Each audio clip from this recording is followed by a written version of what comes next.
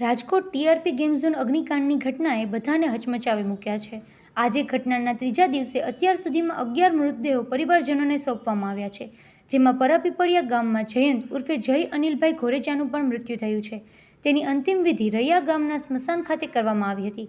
મૃતક જય ઘોરેચાના પિતા અનિલભાઈ ઘોરેચાનું પણ થોડા મહિનાઓ પહેલા જ મૃત્યુ થયું હતું।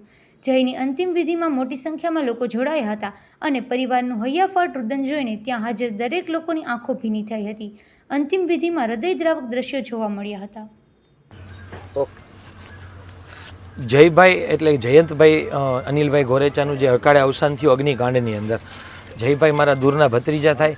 એમના મિત્રો સાથે શનિવારના રોજ બે એમના મિત્રો ધ્રોલના છે, એમની સાથે ગેમ ઝોનની અંદર ગયેલા હતા અને અચાનક જ અમને સમાચાર મળતા તપાસ કરતાં એમની ગાડી અને મોબાઈલનું લોકેશન ત્યાંનું જાણવા મળેલું। ત્યારબાદ સિવિલ હોસ્પિટલની અંદર તપાસ કરી અને જે મિસિંગ વ્યક્તિઓની યાદીની અંદર એમનું નામ નોંધાવેલું હતું અને ત્યારબાદ ગઈકાલે સાંજે અમને જે રિપોર્ટના આધારે જાણ કરવામાં આવી કે જે DNA રિપોર્ટ મેચ થયેલ હોવાથી અમને ગઈકાલે બોડી સુપ્રત કરવાની કાર્યવાહી કરવામાં આવેલી હતી। ગઈકાલે સાંજના સમયે અમે બોડી સ્વીકારેલ નહોતી, કારણ કે એમના પરિવારની અંદર 2-2.5 મહિના જ પહેલાં એમના પિતાનું પણ અવસાન થયેલું હોવાથી પરિવારને સાચવવાની બહુ જવાબદારી અમારા માટે અઘરી હતી। એટલે આજે વહેલી સવારે બોડી મેળવી અને અત્યારે અંતિમ સંસ્કારની વિધિ કરેલ છે। અને ખાસ બીજું કે જે જગ્યાએ આવો બનાવ બનેલ છે એ જગ્યા સરકારે હસ્તગત કરી લેવી જોઈએ અને એ જગ્યા ઉપર આવા ભવિષ્યની અંદર કોઈ પણ પ્રકારના મોત ઝોન ન બને, ડેડ ઝોન ન બને, એ અંગે સરકારે પગલાં લેવા જોઈએ એવી આપ સૌના માધ્યમથી વિનંતી કરીએ છીએ અમારા પરિવાર વતી।